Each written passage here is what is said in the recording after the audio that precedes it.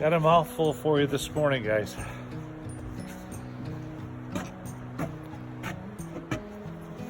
This speech is going to separate the men from the boys, the ladies from the girlies. Let me say that this is a speech that I've been thinking about quite a bit. Again, it's impromptu. There's not a lot of notes. I don't have any notes. But what we're doing in this speech is we're going to establish this campaign. My person as a leader. As uncomfortable as that might make you, just try to imagine this is you talking and what you would be saying if you saw the things that I see. Number one, we're going to address senior leadership in the country. From our political leadership to our financial, commercial, our intelligence communities, we are going to address you senior leaders, and we are going to be talking about corruption. Corruption, and over time, the use of intelligence in the commercial realm to help people in authority be on the take. Oh, we're going to get a little uncomfortable here. Well, what do you mean by that, Dave? Well, you guys know that have your hand in the cookie jar what I'm going to be talking about. So what I'm going to do for the people is I'm going to establish, this is not a conspiracy theory, this is a common sense discussion. All right? We all know what bad guys do, right? Thugs, criminals, they steal stuff, don't they? Tell me that you understand that thugs steal stuff. Okay? Not a revelation, is it? People are in jail for that, right? There are people that are so high in authority. There are retired intelligence specialists, spies, and after they work for the federal government or any government that they work for, what do? Gee shucks, Dave, I don't know. What do? Well, they probably sit around and think about their retirements, don't they? You know, they want a boat. They want a house, and that's fine. Legitimate people that do legitimate work for the government deserve a legitimate retirement. But so does every American. If the federal government workers enjoy a retirement, okay, and there are servants, public servants, they took that oath, right? Where does that leave us? Begging? All right, so a construct for this speech is already identified, and that is theft at a large scale. When you have retired intelligence people who know the ropes, they know the commercial ropes, they know how to spy commercially, they know how to spy on governments. They know how to get things done and move people and grab up intelligence. They're using that intelligence, some of them, I would say more and more, are using that as a leverage to be on the take. Big surprise, right? Not really. I mean, we've seen all these movies over the years. But guys, this is happening in such a large, such a huge proportion now that it's glaringly obvious that it's happening on a large scale because of the focus of our commercial entities. Think about our commercial entities, our shareholders, our corporate boards. Think about our reporting. There's a tremendous focus on quarterly reporting. There's a reason for that. It's not just because of the crashes that we had. Wouldn't that be nice if the government was putting together things that would really help us, right? And watch over the people? And that's actually what should be happening. And I think most of the junior and mid-level and most of the high-level people are still engaged in the oath that they took.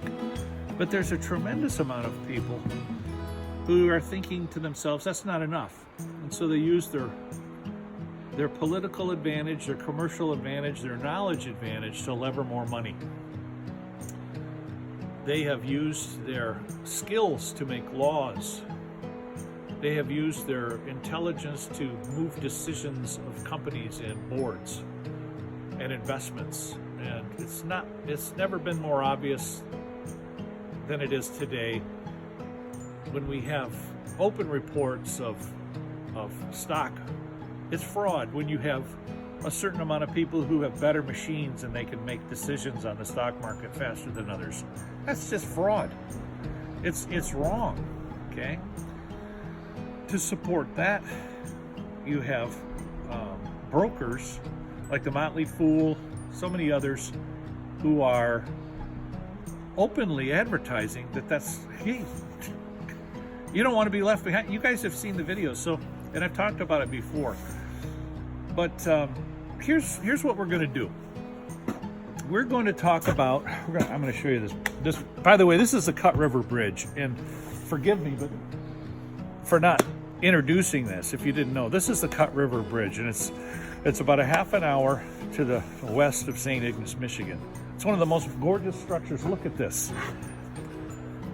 My friends, this is what the thieves and the thugs are taking from us. They're taking from us our jobs. We should be building these kinds of structures in the United States today regularly, okay? You remember the China boom, right? The China boom, they built bridges like this, hundreds of bridges all across the country, so that their logistics systems could be top-notch. Their ships were all upgraded.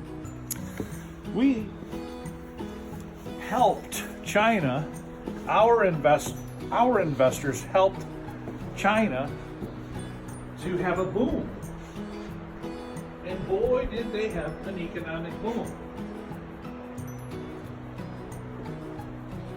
But where does the money go after it booms?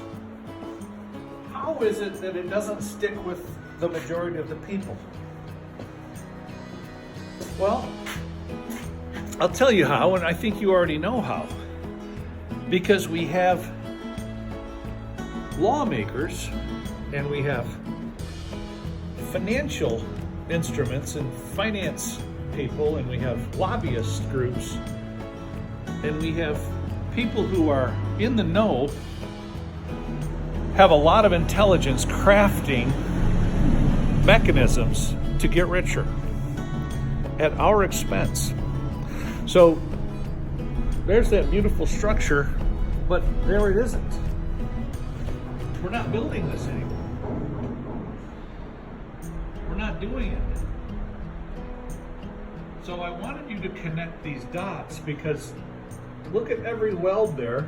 That's a man's hand or a woman's skilled hand that could be working at this beautiful structure. Oh, you got to get that shot, Chris.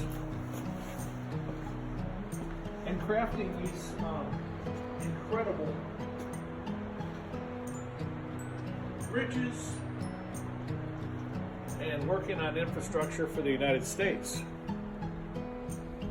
We don't just need new bridges. We need electrical, power grid. We need a ton of things that we have been paying taxes on, but those tax dollars never seem to make it to the programs. And this is old news. I mean, port projects. All right, no more.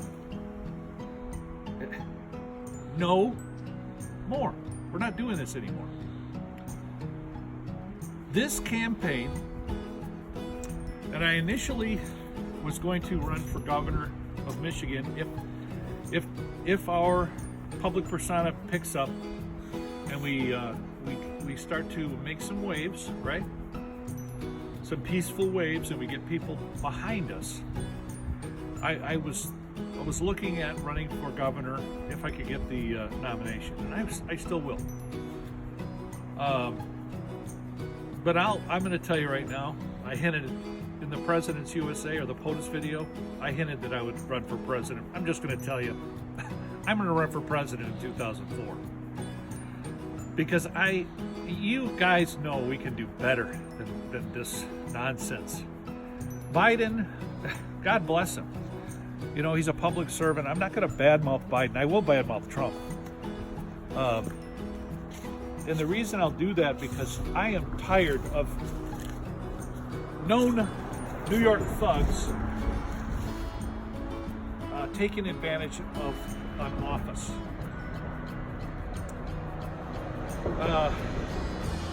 Bring it on in here, Chris. I gotta give these people my energy here. Our leaders don't have a plan. Okay, there is no plan. Oh, we've got a plan. No, you don't. I have a plan. What did you do with your plan, Dave, if it's so great? I'll tell you what I did with it. Back in January, I sent it to the Department of National Intelligence.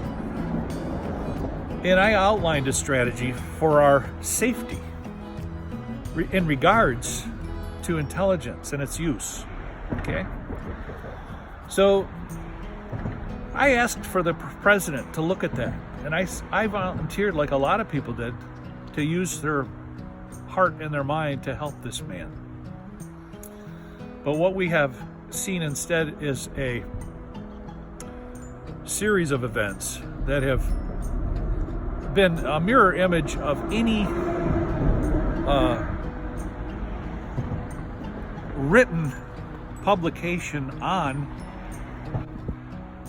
operations, okay? The type of operations they call psychological operations. So what I want you guys to know is that your